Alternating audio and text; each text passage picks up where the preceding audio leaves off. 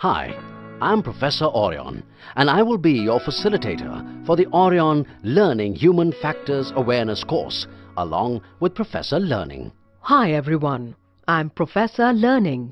Welcome aboard this journey in your pursuit to learn more about human factors awareness. As part of this course, we shall answer the following questions. What is the greatest hazard to the aircraft? Is it gravity or just human beings? What percentages of events are caused due to human error? Why do we need to address human factors in ground handling? Is there a problem?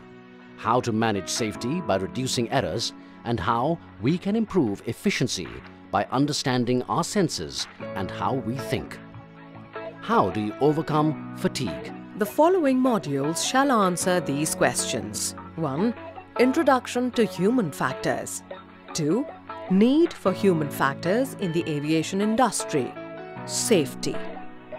3. Need for human factors in the aviation industry. Efficiency. 4. Well-being of the operational personnel. Start with our first module, in which we will cover 1. Definition of human factors. 2. History of human factors. 3.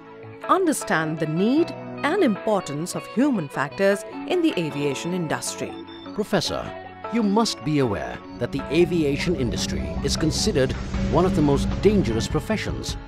1 out of every 10 people gets injured at their workplace.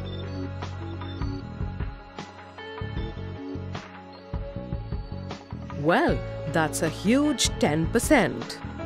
Professor, what do you think is the major cause of accidents in our industry? Is it the technical failures or human error? Data shows that 80% of accidents and incidents in and around the aircraft occur not due to technical failures, but due to human error. Professor, do you mean to say that accidents and incidents in and around an aircraft occur only due to human errors? Well, no, not only due to human beings, but yes, most of them do. Preventing these accidents in the aviation industry begins with each one of us. Professor, look at this man. He seems to be distracted while performing his task. Very true.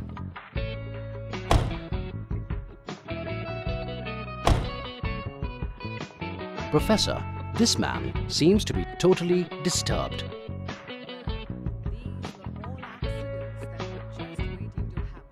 Well, these were all accidents that were just waiting to happen, weren't they, Professor? Yes, they were. And they were all also avoidable. But it was not always so, right, Professor Orion? Actually, it was not. In the early years of the aviation industry, when technology was new and basic, accidents took place only due to technological errors. During World War II, technology advanced to a great extent, but training of people could not keep pace, and the result was again accidents. Professor, I think in order to save lives and prevent accidents and incidents, we need to pay more attention to the people who work in the aviation industry. Exactly. But are we actually doing anything about it? That's an interesting question. In fact, there is so much of interest in the subject that there were organizations founded all the way back in 1949 to study human factors. You know, Professor, it took the industry over 50 years to realize that most accidents were caused by human errors. But once it did, ICAO has ensured that human factors is a part of training and licensing requirements, and also the accident investigations process. But no matter what words are used to define human factors, quite simply put, it is anything to do with people. Anything to do with us. All we need to know now is to define what exactly is human factors. Correct. Human factors is the relationship between us and 4 components. The software, which is the standard policies, procedures, manuals and checklists that are necessary for our work. The hardware, which is the equipment that we use as part of our daily jobs. Environment, which is the working conditions.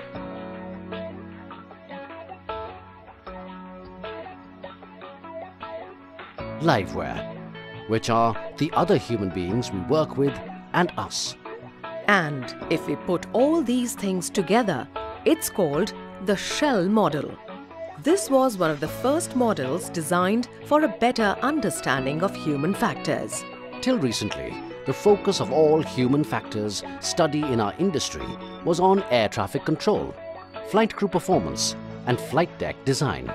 However, today ground operations and cabin crew operations are also an important part of the ICAO regulation. Perhaps the biggest question in our minds right now is, why are we talking about ground operations?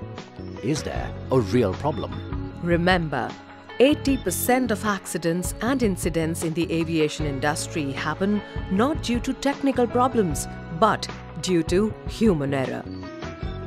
Simply put, the safety of all people involved, from workers to crew to passengers, is important. And this can only happen if, as an organization or industry, we are committed to a systematic approach to human error reduction. Every member of the team must accept his or her responsibility and help lead towards a safer future. Hence, we can summarize the need for human factors training is based on 3 important factors: safety and efficiency, well-being of the operational personnel. We shall take a closer look at each in the following modules. That brings us to the end of Module 1. So, in this module, we have learnt 1. Definition of human factors. 2.